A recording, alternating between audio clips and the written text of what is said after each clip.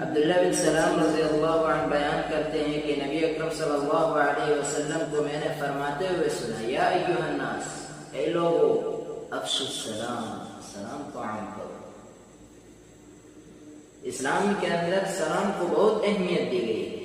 سلام یہ ایک دعا ہے جو ایک مسلمان دوسرے مسلمان کو دعا دیتا ہے، رحمت کا، برکت کا، سلامتی کا۔ اگر ہم ایک مسلمان دوسرے مسلمان کو سلام کریں گے تو کینہ، بغض، نفرت نہیں، بلکہ الفت و محبت پیدا ہوگی، آپس میں محبت پیدا ہوگی۔ مگر ہم نے آج سلام کی سنت کو بھول چکے ہیں، ہم سلام کی سنت کو بھلا چکے ہیں۔ مدرسے میں، بازار میں، مسجد میں، جہاں جائیں ہم خاموشی سے گزر جاتے ہیں۔ ہمیں چاہیے کہ ہم سلام کریں، سلام کو عام کریں، اس سے لوگوں میں محبت پیدا ہوگی۔